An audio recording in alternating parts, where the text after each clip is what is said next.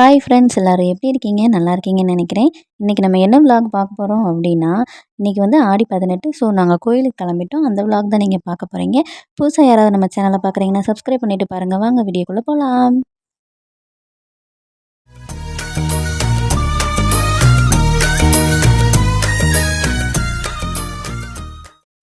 இப்போது டைம் பார்த்திங்கன்னா ஒரு 9 ஆகுது. நான் மார்னிங் வந்து எல்லா ஒர்க்குமே முடிச்சிட்டேன். சமைக்கிறது எல்லாமே பண்ணிவிட்டு நானும் குளிச்சுட்டு தம்பியும் குளிக்க வச்சுட்டு சாமி கும்பிட்டுட்டு இருந்தோம். கணேஷ் வந்து ஆஃபீஸ் கிளம்பி போயிட்டாங்க. நீங்கள் கிளம்பிடுங்க, நான் வந்து உங்களை கூட்டிகிட்டு போகிறேன் அப்படின்னு சொன்னாங்க. எந்த கோயிலுக்கு போக போகிறோம் அப்படின்னா, கணேஷோட அத்தை வந்து தேக்கம்பட்டின்ற ஊரில் வந்து அவங்க குலதெய்வ கோவிலில் திருவிழா அப்படின்னு சொல்லி கூப்பிட்டுருந்தாங்க. ஸோ நாங்கள் அந்த கோயிலுக்கு தான் இப்போ போக போகிறோம். கணேஷ் வந்த உடனே நாங்கள் கிளம்பிடுவோம். கணேஷும் வந்துட்டாங்க. நாங்களும் கிளம்பி வெளியே வந்துட்டோம். வெளியே வந்து பார்த்தா பயங்கரமான டிராஃபிக்கு. தேனியில் இருக்கிறவங்களுக்குலாம் தெரிஞ்சிருக்கும். தேனியில் வந்து அங்கே பாலம் கட்டிக்கிட்டு இருக்காங்க, இந்த புது பஸ் ஸ்டாண்டுக்கு அந்த சைடு. ஸோ எல்லாரையும் வந்து எல்லாம் அந்த சைடு பிளாக் பண்ணிட்டாங்கன்றனால எல்லா வண்டியுமே வந்து நியூ பஸ் ஸ்டாண்ட் சைடு உள்ளக்க விட்டுட்டாங்க. அதனால் பயங்கர டிராஃபிக்காக இருந்துச்சு. கணேஷ் வந்து டெய்லியுமே சொல்லுவாங்க, பயங்கர டிராஃபிக்காக இருக்குது, அந்த சைடு போகவே முடியல அப்படின்னு சொல்லுவாங்க. அவங்க சொல்லும் போதெல்லாம் நான் அதை காது கொடுத்து கூட கேட்க மாட்டேன். பட் வந்து அந்த இடத்துல இருந்து பார்க்கும்போது தான் தெரியுது, ஓ டெய்லி இவ்வளோ கஷ்டப்பட்டு தான் அவங்க போகிறாங்க அப்படின்னு சொல்லி தெரியுது.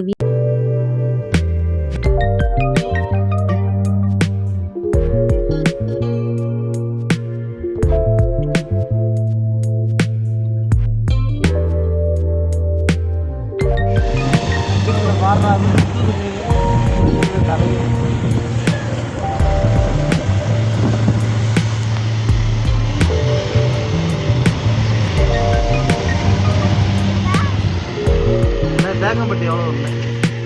தேக்கம்பட்டி நாங்களுமே வந்து ஒவ்வொருத்தர்கிட்டையாக தேக்கம்பட்டி எந்த சைடு போகணும், எப்படி போகணும்னு சொல்லி கேட்டு நாங்கள் தேக்கம்பட்டிக்கு வந்துட்டோம். பட் அந்த கோவில் எங்கே இருக்குதுன்னு சொல்லி நாங்கள் ரொம்ப நேரமாக தேடிக்கிட்டு இருந்தோம். அங்கே 2-3 கோவில் இருக்கும் போல். முன்னாடி ஒரு 2 பசங்க போகிறாங்க இல்லையா, அவங்க தான் வந்து எங்களுக்கு இந்த சைடு இருக்குது அப்படின்னு சொல்லி காமிச்சாங்க. பட் அந்த கோவிலுமே இல்லை. அதுலேயே எங்களுக்கு செம்ம டென்ஷன் ஆயிடுச்சு. வெயில் வேறு அடிச்சுக்கிட்டு இருந்துச்சு. தம்பியை வச்சுக்கிட்டு எங்களால் ஒன்றும் பண்ண முடியலையா. அதுக்கப்புறம் இங்கே ஒரு பாட்டி வந்து ஆடு மேய்ச்சிக்கிட்டு இருந்தாங்க. ஸோ அந்த பாட்டிக்கிட்ட கேட்டோம். அந்த பாட்டி வந்து ஒரு ஸ்கூல் பக்கத்தில் இருக்குது அந்த கோவில் அப்படின்னாங்க. நாங்கள் அந்த ஸ்கூல் பக்கத்துலேயும் போய் பார்த்தா அவங்க வேறு யாரோ சாமி கும்பிட்டுட்டு இருக்காங்க. பார்த்தா இவங்க சாமி கும்பிட்ற இடம் எங்கன்னு தெரியலை. அப்புறம் ஒரு வழியாக அவங்க கோயிலையும் கண்டுபிடிச்சி போய் சாமியும் கும்பிட்டுட்டோம். பட் நான் வீடியோவே எடுக்கல இந்த டென்ஷனில். அங்கே போய் சாமி கும்பிட்டு நாங்கள் அப்படியே அங்கே கொஞ்சம் நேரம் இருந்தோம். அதுக்கப்புறம் கணேஷ்க்கு ஒர்க் இருக்குதுன்னு சொல்லி நாங்கள் கிளம்பிட்டோம். 2000 years later.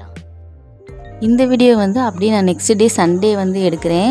ட்ரெஸ்ஸு வந்து ஒரு 2 டேஸாக வந்து மடிக்காமல் இருந்துச்சு. ஸோ நான் அதை தான் மடித்து வச்சுக்கிட்டு இருந்தேன். அன்றைக்கி வந்து ஃப்ரெண்ட்ஷிப் டேன்னு சொல்லி சொன்னாங்க. எல்லாருக்கும் வந்து ஃப்ரெண்ட்ஷிப் டே வாழ்த்துக்கள். அந்த ஃப்ரெண்ட்ஷிப் டே அன்னைக்கு ஒரு பெரிய விஷயம் ஒன்று நடந்துச்சு. என்னென்னா, உங்களுக்கு இந்த மாதிரி நடந்திருக்கா அப்படின்னு சொல்லி சொல்லுங்கள். என்னோடய ஹஸ்பண்ட் தான் வந்து என்னோடய ஃபஸ்ட்டு ஃப்ரெண்டு அப்படின்னு சொல்லி நான் ஒரு ஸ்டேட்டஸ் வச்சுருந்தேன். அந்த ஸ்டேட்டஸ் வச்ச கொஞ்ச நேரத்துலேயே எங்கள் 2 பேர்த்துக்குள்ளே ஒரு சண்டை வந்து கணேஷ் ஃபோன் தெரியாமல் கீழே விழுந்து டிஸ்பிளே உடஞ்சி போச்சு. அப்புறம் வந்து கதவில் இருக்கிற ஒரு கட்டை வந்து கணேஷ் காலில் விழுந்து, நல்லவேளை அவங்களுக்கு ஒன்றும் ஆகலை.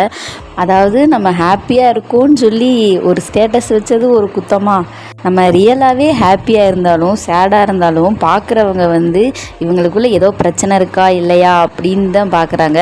இந்த வீடியோ பார்க்குற யாருக்காவது இது மாதிரி நடந்திருக்கா அப்படின்னு சொல்லி மறக்காமல் கமெண்ட் பண்ணுங்கள். எனக்கு வந்து பல டைம் நடந்திருக்கு.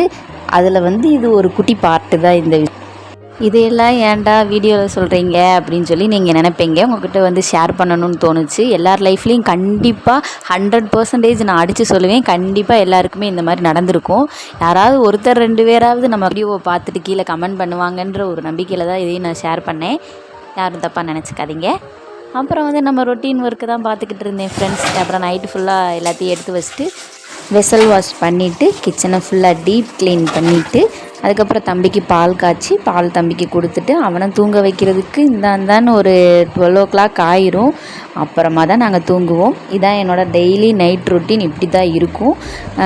வீடியோ உங்களுக்கு பிடிச்சிருக்கும் அப்படின்னு நினைக்கிறேன். வீடியோ வந்து ஃபுல்லாக பாருங்கள், ஸ்கிப் பண்ணாமல் பாருங்கள். மறக்காமல் நம்ம சேனலை வந்து சப்ஸ்கிரைப் பண்ணிக்கோங்க. அப்படி கூட இருக்கிற அந்த பெல் ஐக்கானையும் தட்டி விட்டுருங்க. அப்போ தான் நான் போடுற வீடியோஸ் வந்து உங்களுக்கு நோட்டிஃபிகேஷனில் வரும். டாட்டா, பாய் பாய். நம்ம நெக்ஸ்ட்டு ஒரு இன்ட்ரெஸ்டிங்கான வீடியோவில் பார்க்கலாம். பாய்.